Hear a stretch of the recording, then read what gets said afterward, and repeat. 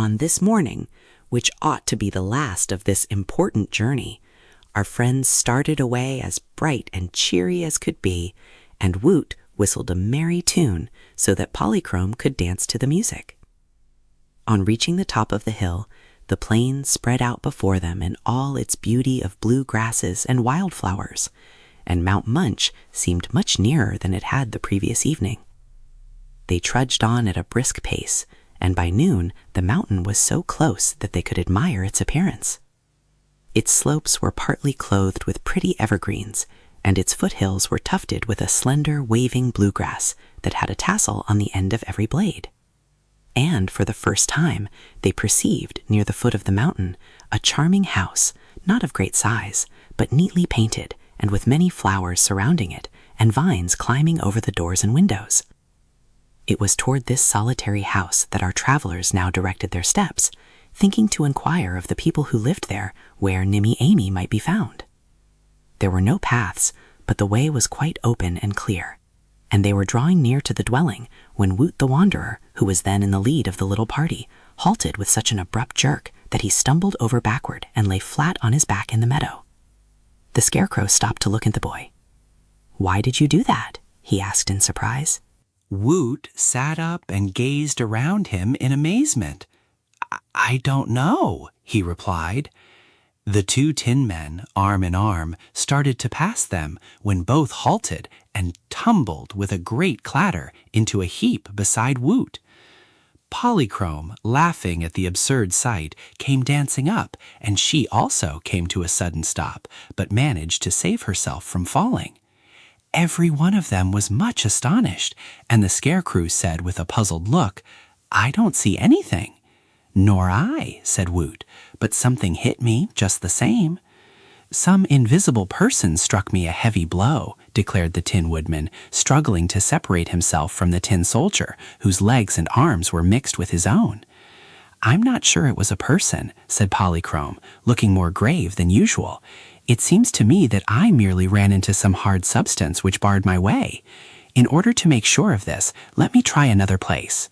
She ran back away, and then with much caution advanced in a different place, but when she reached a position on a line with the others, she halted, her arms outstretched before her. "I can feel something hard, something smooth as glass," she said, "but I'm sure it is not glass." "Let me try," suggested Woot, getting up, but when he tried to go forward, he discovered the same barrier that Polychrome had encountered. "No," he said, "it isn't glass, but what is it?" "Air," replied a small voice beside him. "Solid air, that's all." They all looked downward and found a sky-blue rabbit had stuck its head out of a burrow in the ground. The rabbit's eyes were a deeper blue than his fur, and the pretty creature seemed friendly and unafraid. "Air!" exclaimed Woot, staring in astonishment into the rabbit's blue eyes. "Whoever heard of air so solid that one cannot push it aside?" "You can't push this air aside," declared the rabbit, "for it was made hard by powerful sorcery, and it forms a wall that is intended to keep people from getting to that house yonder." "Oh, it's a wall, is it?" said the Tin Woodman. "Yes, it is really a wall," answered the rabbit, "and it is fully 6 feet thick." "How high is it?" inquired Captain Fighter, the Tin Soldier.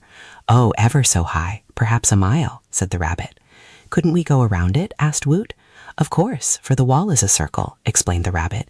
"In the center of the circle stands the house, so you may walk around the wall of solid air, but you can't get to the house." "Who put the air wall around the house?" was the Scarecrow's question. "Nimmy Amy did that."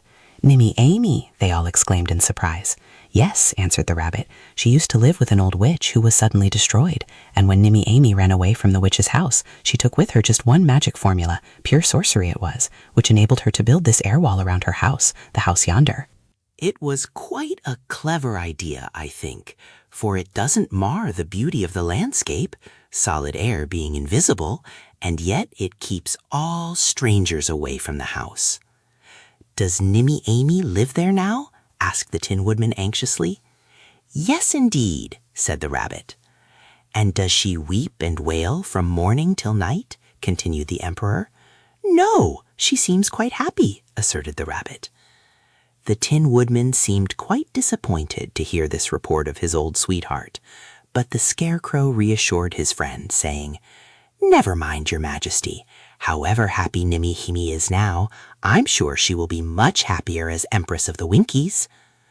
Perhaps, said Captain Fighter somewhat stiffly, she will be still more happy to become the bride of a tin soldier. She shall choose between us as we have agreed, the Tin Woodman promised. But how shall we get to the poor girl? Polychrome, although dancing lightly back and forth, had listened to every word of the conversation. Now she came forward and sat herself down just in front of the blue rabbit, her many-hued draperies giving her the appearance of some beautiful flower. The rabbit didn't back away an inch. Instead, he gazed at the Rainbow's Daughter admiringly. "Does your burrow go underneath this wall of air?" asked Polychrome. "To be sure," answered the blue rabbit. "I dug it that way so I could roam in these broad fields by going out one way, or eat the cabbages in Nimmy Amy's garden by leaving my burrow at the other end. I don't think Nimmy Amy ought to mind the little I take from her garden, or the hole I've made under her magic wall.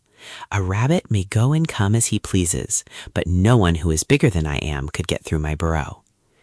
"Will you allow us to pass through it if we are able to?" inquired Polychrome. "Yes, indeed," answered the blue rabbit. "I'm no especial friend of Nimmy Amy, for once she threw stones at me just because I was nibbling some lettuce, and only yesterday she yelled 'Shoo!' at me, which made me nervous. You're welcome to use my burrow in any way you choose." "But this is all nonsense," declared Woot the Wanderer. "We are everyone too big to crawl through a rabbit's burrow." "We are too big now," agreed the Scarecrow, "but you must remember that Polychrome is a fairy, and fairies have many magic powers." Woot's face brightened as he turned to the lovely Daughter of the Rainbow.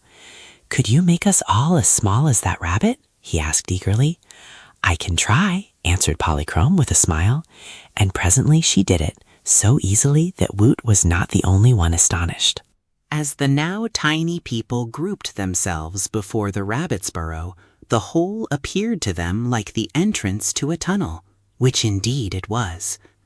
"I'll go first," said wee Polychrome, who had made herself grow as small as the others, and into the tunnel she danced without hesitation.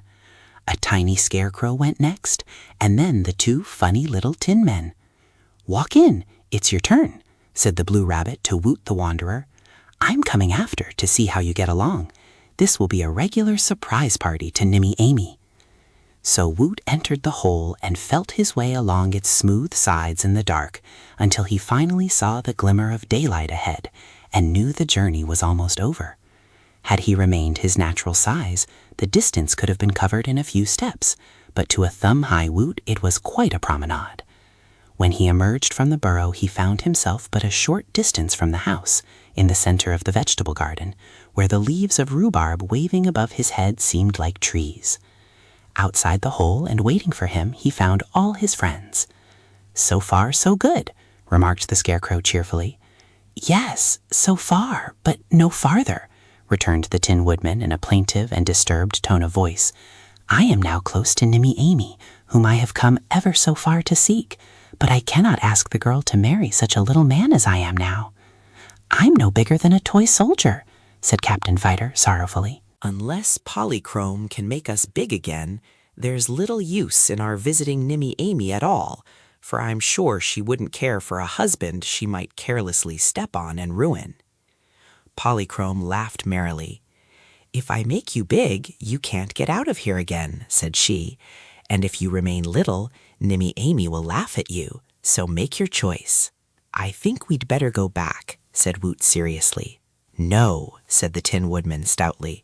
"I have decided that it's my duty to make Nimmy Amy happy in case she wishes to marry me." "So have I," announced Captain Fighter. "A good soldier never shrinks from doing his duty." "As for that," said the Scarecrow, "Tin doesn't shrink any to speak of under any circumstances. But Woot and I intend to stick to our comrades, whatever they decide to do.